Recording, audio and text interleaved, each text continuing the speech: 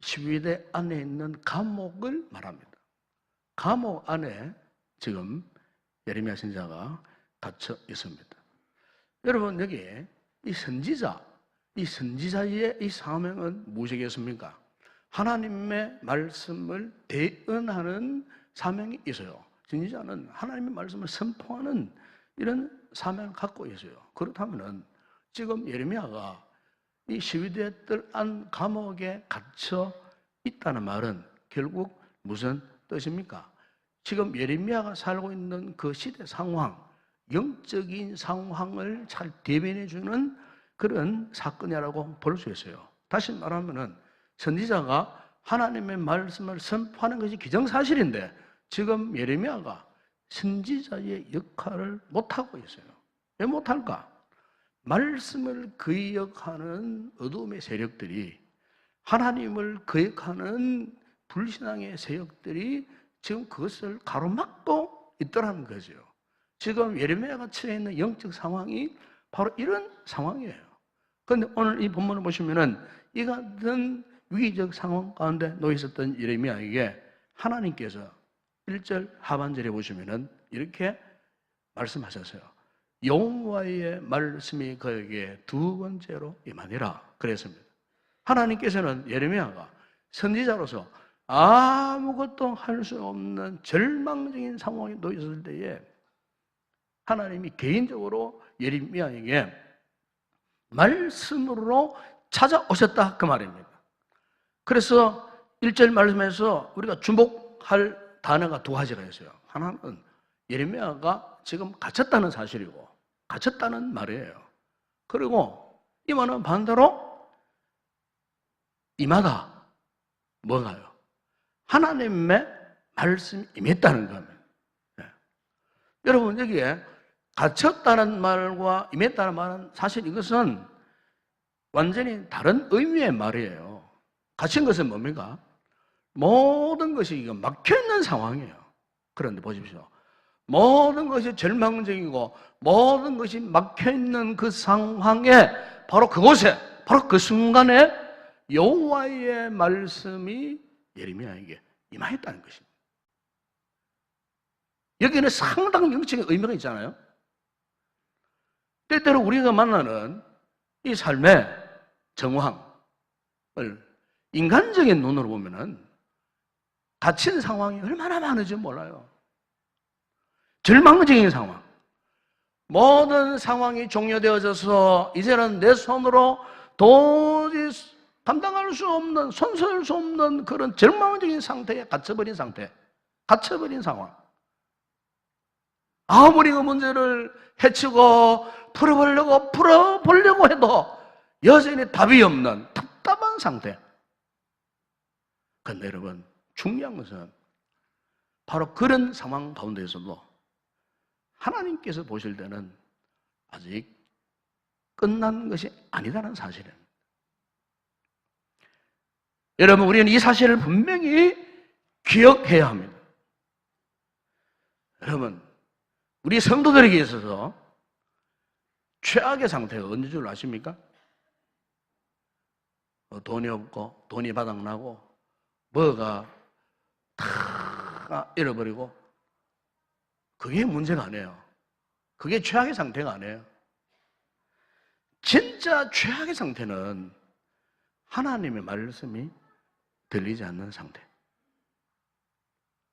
여러분, 하나님이 때때로 우리에게 침묵하실 때가 있어요. 더 이상 하나님께서 우리에게 아무런 말씀도 하지 않을 때가 있어요. 사실 그때는 정말 무서운 상황이에요. 두려운 상황이에요. 우리가 여러분 창세기 보게 되면은 창세기에 아브라함이 바로 이 하나님의 이 침묵을 뼈저리게 경험했던 사람이었어요. 창세기 12장에 보게 되면은 하나님께서 아브라함을 그의 나이 75세 때에 불러주셨어요. 그런데 하나님이 75세 때에 불러주시면서 세 가지 약속을 하셨어요. 내가 너에게 땅을 주겠다. 그리고 내가 너에게 씨를 주겠다. 자녀를 주겠다. 그리고 내가 너로 하여금 큰 민족을 이루어서 복이 되게 하겠다. 그런 약속을 하셨어요. 여러분, 그 당시에 아브라함은 그의 아내 사라가 이미 경수가 끊어진 지 오래돼요. 또 여성으로서는 임신할 가능성이 0.01% 없는 그런 상태였어요. 불가능한 상태였다 그 말입니다. 그런데 불가능한 아브라함을 향하여서 그 가문을 향하여서 내가 너에게 자식을 보도록 해주겠다. 얼마나 기뻤겠습니까? 얼마나 감격스러웠겠습니까? 그래서 그 길로 이제 신앙의 삶을 살아가면서 제일 먼저 하나님 앞에 예배를 드리잖아요. 제단을 쌓고 하나님 앞에 막 예배를 드려요. 그런데 여러분, 창세기 12장에서부터 창세기 15장, 16장까지 보면은 그 기간이 한 10년 내지 11년 기간이에요. 그런데 그 10년 기간 동안 처음 만나셔갖고 하나님이 약속하셨던 그 약속의 말씀에 대해서 10년 기간 동안 아무런 반응이 없었어요. 묵묵부답이었어요. 그러자 드디어 아브라함의 믿음이 흔들리는 겁니다. 그래서 그의 아내 몸종이었던 하갈을 통해서 하나님이 원치 않는 불신앙의 씨앗을 낳게 됩니다. 바로 그가 누굽니까? 이스마엘이에요. 그의 나이 86세 때에. 그것은 결코 하나님 원하시는 씨앗이 아니었어요. 아브라함이 자의적으로 자기 마음대로 하나님이 아무런 말씀을 하지 않으니까 그 침묵 속에서 그의 욕망대로 행한 거예요. 인간적인 방법으로 후사를 이고 싶었던 거예요. 여러분, 바로 아브라함의 가정에 그것이 큰 불씨가 되어가고 그때부터 파란을 겪습니다. 최악의 상황으로 전락해버리는 모습을 우리가 거기에서 보게 됩니다. 또 우리가 여러분 이 성경 역사를 보게 되면은 구약과 이 신약 사이에 400년 동안의 이 침묵기가 있습니다. 이것을 이제 신구약 중간기 역사라고 그렇게 학자들이 이야기를 합니다. 구약의 말라기 선지자를 끝으로 선지자의 사역이 종료가 되어버리고 400년 동안 신약의 세례 요한이 출현할 때까지 하나님이 이스라엘 백성들에게 한마디 말씀도 하지 않으셨어요. 그 어떤 선지자도 파송하셔가지고 그들을 위로하시고 격려하지 않았어요. 그 어간의 그 역사 속에 이스라엘 백성들이 얼마나 많은 위기를 당했는지 몰라요. 하나님의 그 침묵 기간 동안 이스라엘 백성들이 영적으로 역사적으로 그야말로 캄캄한 그런 세월을 지나게 되었어요. 하나님이 침묵하시니까 인간사, 인간세계, 인간 역사가 그렇게 소용돌이 속에 빠져들어가더라 그 말입니다. 여러분, 하나님이 침묵하시니까 하나님의 말씀이 들리지 않으니까 인간들의 삶의 위기가 그렇게 오더라는 겁니다. 역사 속에 소용돌이 일어나고 이스라엘 백성들 자체가 엄청난 위기를 당했던, 여러분 오늘 우리의 삶에도 그렇습니다. 우리에게 밀어닥친 상황이 비록 사방팔방 다 막혀 절망적이라 할지라도 여러분 만약 오늘 우리에게 하늘의 신령한 문이 열려있다면요 소망이 있는 거예요. 네. 왜요? 그 문을 통해서 하나님의 말씀이 우리에게 임하기 때문에 그런 거예요. 그런데 그 문이 닫혀버려서 하나님의 말씀이 우리에게 임하지를 않아요. 말씀을 들어도 깨닫지를 못해요. 들을 기도 없어요. 말씀에 별로 관심이 없어요. 말씀과 이미 저 멀리 떨어져 버린 삶을 살고 있어요. 여러분, 그런데 그 사람에게 어떻게 하늘에 신령한 소망이 있겠습니까? 물론 세상적으로는 아무런 문제 없이 잘 살 수 있어요. 편안하게 잘 살 수 있어요. 우리가 그것 때문에 살 수 있겠습니까, 여러분? 세상에 거부와 좋은 양식이 있다고 그것만으로 정말 우리가 하나님의 자녀답게, 하나님의 백성답게 우리 영혼이, 육체가 건강하고 만족하며 살아갈 수가 있겠느냐 그 말이에요. 그것으로 다른다 그러면 말랐고 예수 믿고 말랐고 하나님을 믿고 이 신앙생활을 하게 되겠습니까, 여러분? 우리의 분명한 사실은요, 세상 그 어떤 그 가지고는 우리 영혼이 잘 될 수 없어요. 우리 영혼이 그야말로 만족한 생을 살아갈 수가 없다 그 말이에요. 하나님의 말씀의 문이 닫혀버린 그 개인이나 가정이나 그 교회나 그 나라는 망할 수밖에 없다 그 말입니다. 여러분 오늘 본문에도 보십시오. 이 절망적인 상황에 갇혀있던 예레미야에게 하나님의 말씀이 그에게 임했는데 어떤 말씀이 임했습니까? 3절에 보세요. 너는 내게 부르시더라. 내가 내게 응답하겠고 내가 알지 못하는 그 은밀한 일을 내게 보이리라. 여기 보시면은 하나님께서 예레미야 선지자에게 너는 내게 부르시더라 그랬어요. 여러분 왜 하나님께서 예레미야에게 너 조용히 기도해라, 조용히 묵상 기도해라 그렇게 말씀하지 않으시고 부르시더라 그렇게 말씀하셨을까요? 그것은 바로 그만큼 예레미야가 처한 상황이 지금 절박한 거예요. 여러분 되게 사람들이 절박해져 보세요. 어떤 한계 상황에 부딪혀 보세요. 절로 팍 부딪혀져요. 몇 년 전에 본 세월호 사건이 있었을 때 세월호 배 안에 갇혀가지고 막 죽음에 사활을 긁는 어린 자녀들의 모습 보셨지 않습니까? 네? 살려달라고 살고 싶다고 철렁이는 그 배 안에서 손톱이 빠지도록 기어오르는 모습, 절규하는 모습, 부르짖는 모습. 사람이요 절박해 보세요. 부르짖음이 절로 나오는 거예요. 위급한 상황 만나보세요. 당신 3개월 밖에 못 살아. 의사가 그 말 한마디에 어떻게 돼요? 그러면요 절박하잖아요. 그 절박한 상황에서 무덤덤한 인생 아무도 없어요. 살기 위해서 부르짖는 거예요. 애절하게 부르짖는 거예요. 여러분 시편에 다윗도 시편 86편 7절에서 이렇게 기도했지 않습니까? 나의 환난 날에 내가 주께 부르짖으리니 주께서 내게 응답하시리이다. 환난 날에 다윗도 주께 부르짖었다는 겁니다. 사는 여러분, 오늘 우리가 믿음 생활하면서 가장 무서운 위기의 때가 언제인 줄 아십니까? 그것은 바로 우리 스스로가 자꾸 침묵하기를 즐겨하는 거예요. 침묵. 입을 닫아버려. 소망을 포기해버려. 이런 상황이 지속되어 보세요. 그러면요, 나중에는 하나님 앞에 기도할 엄두조차 내지 못하는 거예요.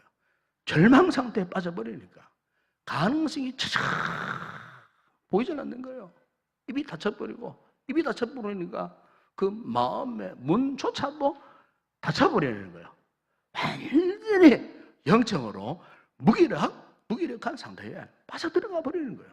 여러분, 우리의 믿음 생활에서 가장 무서운 상황이 바로 이런 상황이에요. 이런 상황에서 빨리 벗어나야 된다 그 말입니다, 여러분. 여러분 요한복음 5장에 보면은 베데스다 연못가에 있던 38년 된 병자의 모습을 우리는 잘 알지 않습니까? 그는 연못의 물이 동하면 나는 당연한 소문만 듣고 허구한 날 그냥 거기 와갖고 그냥 죽치고 앉아 있는 거예요. 38년 된 병자였으니까 얼마나 많은 세월 동안 그 베데스다 그 연못가에 와가지고 한 그런 시간 세월을 보냈겠습니까? 여러분 환자가요 그 병이 중하면요 이게 1, 2년만 낫지 않으면은 환자 이거 병이 몇 년, 뭐 5년, 10년, 15년, 20년 가보세요. 그럼 나중에는요 그냥 그걸 포기해버립니다. 아예 낫고 싶은 의지마저도 생기지 않는 거예요. 그냥 포기해버리는 거예요. 아마 38년 된 이 병자도 아마 그 연못을 찾아오는 게 하나의 습관처럼 되어가고 정말로 낫고자 하는 그런 간절한 의지 때문에 그거 오는 것이 아니고 그냥 습관적으로 막연하게 와가지고 그리고 그냥 죽치고 앉아있는 거예요. 그런데 바로 그날 예수님이 그것을 찾으신 거예요. 여러분 그 성경에 보게 되면은 예수님이 38년 된 그 병자에게 찾아오셔가지고 첫 번째 던진 메시지 말씀이 뭔 줄 아십니까? 네가 낫고자 하느냐? 네가 낫고자 하느냐? 네. 이미 주님은 이 환자가 38년 동안 병을 앓고 있었기 때문에 저희 영혼 속에는 낳고자 하는 의지도 없다는 걸 알고 계셨던 거예요. 그래서 막혀있던 그 심령을 뚫으셔갖고 낳고자 하는 간절함을 불어넣어주고 싶었다는 겁니다.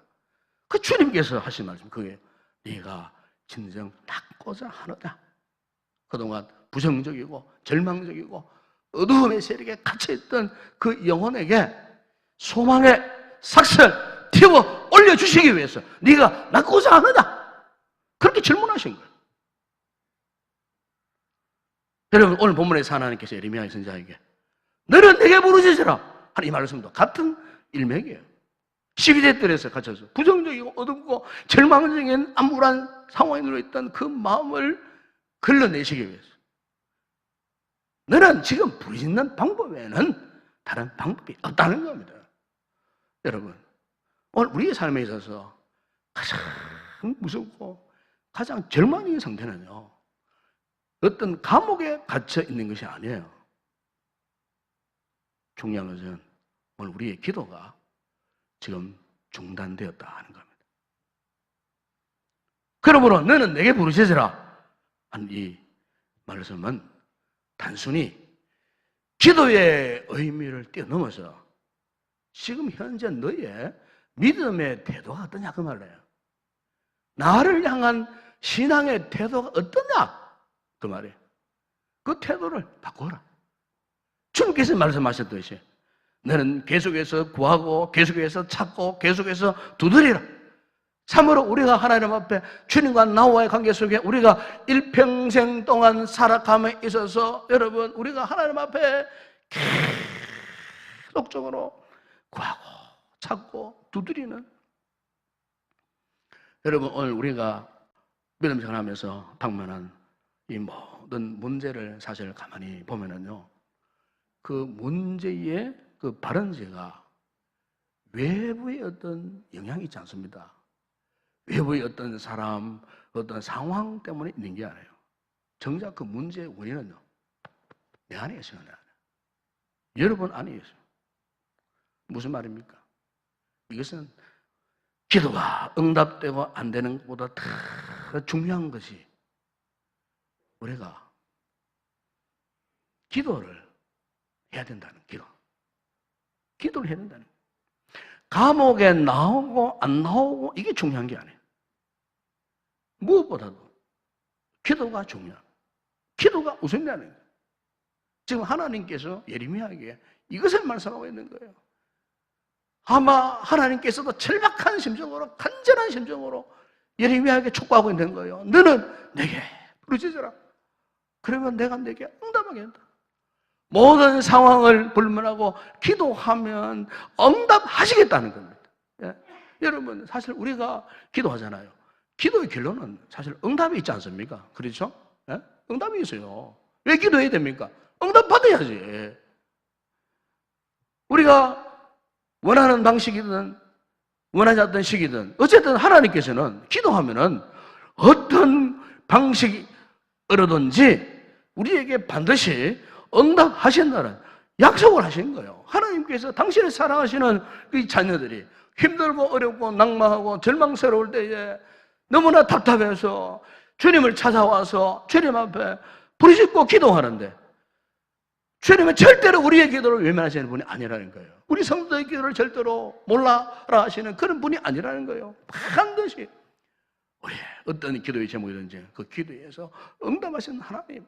여러분, 오늘 우리 성도들이 이 사실을 믿어야 할 줄로 믿습니다. 그런데 문제는 지금 우리가 기도를 하지 않는다는 거예요. 예, 그럼 오늘 많은 사람들이 왜 기도하지 않을까?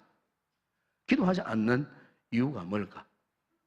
그것은 바로 딱 하나 이유예요. 이렇게도 하나님이 간절하게 응답하시겠다 하시는 이 하나님의 약속을 믿지 않나요? 이걸 안 믿는 거예요. 여러분, 우리가 잘 알고 있는 이 기독교사는 조지 멀러 목사님 잘 아시지 않습니까? 이분은 일평생 5만 번 이상의 기도 응답을 받았던 분이에요. 이분은 최초로 과원 사역을 했어요. 수천 명의 이 과원 고아들을 모아다가 말씀을 훈련하고 기도 훈련시키고, 그래서 그 고아들 가운데에 영국의 유능한 인재들이 많이 배출되어졌어요. 그런데 여러분, 지금도 그 고아원이 그대로 있습니다. 그대로. 그런데 지금도 그 고아원은요, 조지 밀러 목사님이 그렇게 했던 것처럼 그 어느 누구한테도 도움을 구하지 않고 하나님의 공급하신 만을 바라보면서 지금도 그 고아원을 그렇게 운영하고 있다는 겁니다. 제가 알고 있는 어느 선배 목사님께서 참 교회 건축을 하다가 큰 시험에 받았어요. 그래서 막 교인들은 이렇게 막 딴 데로 흩어져 버리고 교회는 건축하다가 중단이 되어버린 상태. 정말로 절망적인, 죽고 싶은 그런 심정이었다 그래요. 어떻게 하겠습니까? 목사가 그렇다고 교회를 떠나 도망칠 수도 없고. 그래서 교회 강단으로 올라간답니다. 맨날 강단에 올라가서 하나님 앞에 대성통곡하고 애통하고 전류하고 하나님 앞에 도와달라고 기도해서 어느 날 서울에 사는 한 무명의 한 성도가 전화가 왔더랍니다. 그래서 자기 사무실에 좀 오실 수 없겠느냐고. 그 목사님의 소문을 제가 들고 있는데 제가 얼마간 도와드리고 싶다. 그래서 올라갔어요. 그 목사님이 기도하다 말고. 올라가니까 그분이 자기 사무실에서 흰 봉투 하나를 더 끄집어내는 거예요. 끄집어내는데요. 아무리 교회 건축하시라고 헌금을 딱 하는데 200만 원도 아니고 2천만 원도 아니고 2억을 딱 내놓더라. 저희는 바뀌지 마시고 목사님 교회 건축 마무리하시라. 그 목사님이 그 봉투를 끌어안고 그 앞에서 흐느끼며 울었다. 자신의 기도에 응답하신 거 하나님. 너무나 감격, 너무나 기뻐. 제가 과거에 교회를 개척할 시절이었습니다. 월세가 한 8, 90만 나가는 상가 3층에서 교인 몇십 명을 내려고 목회를 할 때였어요. 월세 8, 90만이 일주일에 한 번씩 돌아가는 거더라고. 한 달에 한 번 주는 게. 참 감당할 방법이 없는 거예요. 홀로 한낮에 교회 강대상 앞에 무릎 꿇고 하나님 앞에 기도했어요. 하나님 정말 절박합니다. 교회 개최하려고 섣불리 나섰다가 참 이렇게 힘들고 어려워. 월세 감당하지 못하는 이 교회들이, 요즘에 많습니다. 그런 교회들이. 그런데 한 번은 철문이 막 둥둥둥 거리는 거예요. 철문이 둥둥거리는데 나가보니까 맨 중년 신장 한 분이 올라왔어요. 올라왔는데 그런데 이번에 하나님 말씀에 제가 밑에 길을 지나가다가 왠지 모르게 자꾸 이 교회에 들어가고 싶은 감동이 오더라고요. 감동. 무슨 일인고 싶어가 올라온 거예요. 그래서 물어보는 거예요. 혹시 목사님 교회에 어떤 문제가 있습니까? 뭐 어려운 사정이 있습니까? 그러니까 제가 이제 마치 그 기도를 하고 있었어요.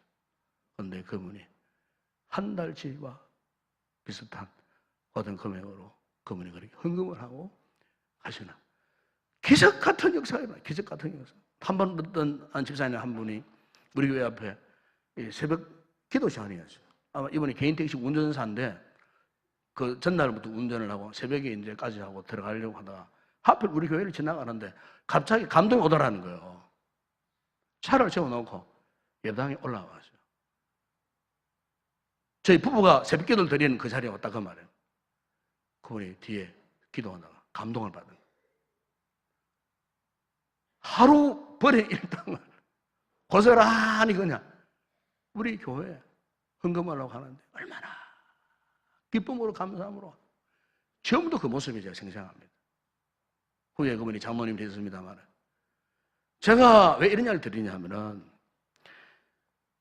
힘들고 어려울 때 내 힘으로 감당할 수 없는 그 같은 상황을 만났을 때 기도하니까 지극히 사소한 그런 문제까지도 하나님이 사람을 통해서 그렇게 역사에 주시더라는 겁니다, 여러분.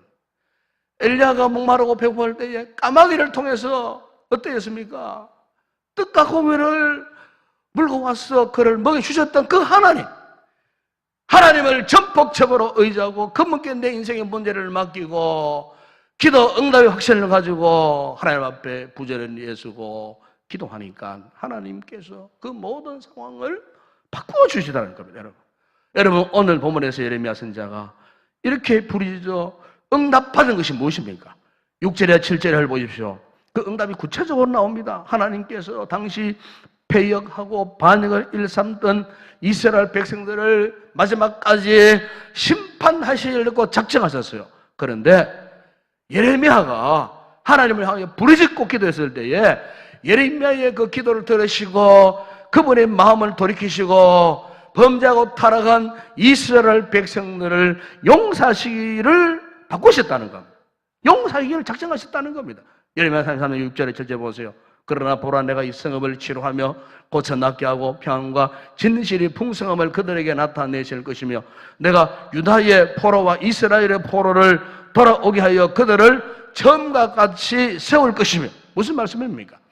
폐허가 될 이스라엘을 처음같이 영광스럽게 회복하시겠다는 약속 아니겠습니까, 여러분? 여러분, 그렇습니다. 기도가 무엇입니까? 기도는 반드시 회복을 가져오는 겁니다. 우리가 기도하여 받는 응답, 하나님은 우리를 온전하게 회복하신다는 겁니다. 여러분, 9절에 보세요. 이 성읍이 세계 열방 앞에서 나의 기쁜 이름이 될 것이며 찬송과 영광이 될 것이요 그들은 내가 이 백성에게 베푼 모든 복을 들을 것이요 내가 이 성읍에 베푼 모든 복과 모든 평안으로 말미암아 두려워하며 떨리라. 이처럼 여러분, 하나님께서는 우리의 상상을 초월하는 응답을 약속하시는 분. 때때로 우리가요, 억지로 기도하러 나올 수 있잖아요. 억지로 그냥 끌려오듯 나와서 하나님 앞에 기도하잖아요. 그런데요, 억지로 우리가 끌려와가지고 하나님 앞에 기도하는 그 기도까지도 우리 하나님은 다 들으시고요. 그 기도까지도 우리 하나님은 다 응답하신 하나님이시더라고요. 네. 기도 응답 상상도 하지 못했는데 그냥 나와서 하나님 앞에 기도했는데 그 기도가 응답되더라고 말이에요. 여러분, 오늘 본문 2절에 서신자 예레미야는 이렇게 고백을 합니다. 이 일을 행하시는 여호와, 그것을 만들며 성취하시는 여호와, 그의 이름을 여호와라 하는 이가 이와 같이 이르시도다. 여러분, 여기 보면은 히브리어 단어가 중요한 두 단어가 나와요. 여기에서. 그게 만들다, 이 말은 히브리 말로 오샤라는 단어입니다. 오샤. 그리고 성취한다, 짓는다는 뜻이거든요. 요체르라고 하는 단어입니다. 이 두 단어 어디에 써있었느냐? 창세기 2장에 보시면은 전능하신 하나님께서 무에서 이 세상을 창조하실 때, 이 세상을 만드실 때에, 그리고 하나님의 이 창조 계획을 성취하실 때에 그 모든 창조물을 다 지으실 때에 사용한 단어가 오샤, 요체라는 단어예요. 그러니까 여기 이 말은요, 하나님의 권능, 하나님의 능력, 하나님은 능치 못할 일이 없다는 뜻이에요. 그분의 손 안에 들어가면은 모든 것이 다 이루어진다는 겁니다. 여러분, 우리가 기도하잖아요. 그러면 우리의 기도가, 부르짖는 기도가 주님의 마음에 다 들어가요. 주님의 손에 들어가요. 그럼 주님께서 응답하셔요. 우리가 상상하지 못한, 오늘 본문에도 그 말씀 하잖아요. 크고 은밀한 일, 크고 비밀한 일, 놀라운 일, 그 말이에요. 기도하면은 하나님께서 우리 응답하시는데 그야말로 놀라운 것들로 우리에게 응답해 주신다는 겁니다. 여러분, 나의 열심으로, 나의 노력으로 그걸 응답받을 수 없어요. 여러분, 하나님께서 그 일을 이루시고 하나님께서 그 일을 성취해 가신다는 겁니다. 다만 우리는 무엇을 하면? 하나님 앞에 기도만 하면. 저는 종종 이 비행기를 타고 가면서 이런 상상을 해봅니다. 만약 이 비행기가 추락하면 어떻게 될까? 그렇잖아요. 비행기가 엔진이 고장 나가지고 추락해버리면은, 일반 자동차는 타고 가도 엔진이 고장나면 서면 돼요. 살아남을 수 있어요. 비행기는 날아가다가 엔진이 고장이 나보세요. 만약에 어떻게 돼요? 여지없는 추락을 당하잖아요. 그런데 여러분, 비행기를 그렇게 허술하게 만들지 않았다 합니다. 항상 비행기 안에는, 엔진에는 두 개의 엔진이 있어요. 비상시에 가동되는 보조 엔진이 있어요. 본 엔진이 날아가다가 이상이 생기잖아요. 그러면요, 바로 즉각적으로 보조 엔진이 가동된다는 거예요. 최소한 추락을 막기 위해서 이 두 개의 엔진을, 이건 전투기든 일반 여객기든 항상 비행기 안에는 이런 비상 조치를 취할 수 있는 보조 엔진이 항상 갖춰져 있다는 거예요. 사랑 여러분, 오늘 우리 하나님 백성들에게 있어서 두 개의 엔진이 있습니다. 그 먼저 하나는 말씀의 엔진이에요. 하나님께서 이 말씀의 엔진을 갖고 우리의 삶을 교훈하고 우리의 삶을 책망하면서 우리를 올바른 길로 가도록 말씀으로 우리를 인도해 가셔요. 또 하나의 엔진은 기도의 엔진이에요. 이 기도의 엔진은 우리가 위급한 상황에 놓여질 때에 이 기도의 엔진이 가동되어질 때에 우리가 당면한 그 어떤 절망적인 상황 가운데서도 우리가 우리의 삶이, 우리의 인생이 곤두박치지 아니하고 우리의 삶을 회복시키기 위해서 즉각적으로 하나님께서 명하시는 거예요. 기도의 엔진을 가동하라. 여러분, 오늘 한번 우리 가슴 손을 얹고 한번 생각해 보십시다. 지금 과연 내 삶 안에 이 두 개의 엔진이 지금 잘 돌아가고 있는가? 잘 가동되고 있는가?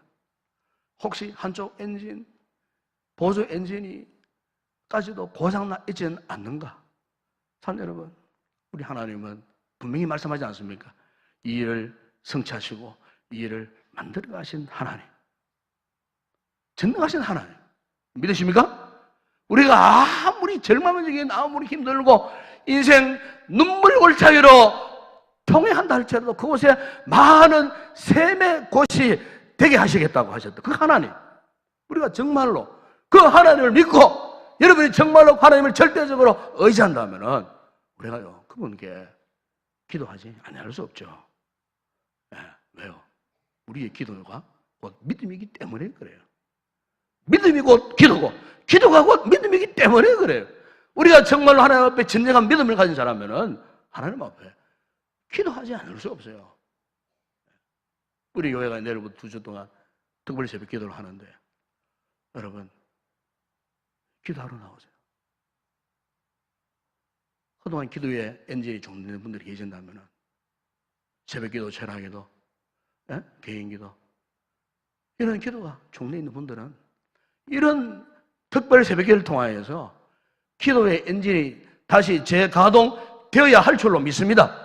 여러분, 여러분의 삶의 한복판에 기도의 엔진이 가동되어 보세요. 그럼 하나님이 플러스 알파의 놀라운 역사, 놀라운 축복, 놀라운 응답을 우리에게 허락해 주실 줄로 믿습니다. 기도가 살아있으면 우리 인생에 대반전이 일어나는 거예요.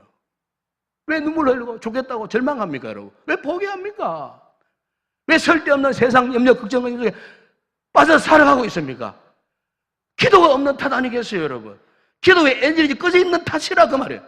그걸 빨리 새로 재가동하고 새로운 힘을, 활력을 회복해서 에너지를 공급받아서 그 모든 절망을 딛고 믿음으로 의식 일어나야 되지 않겠느냐 그 말이에요.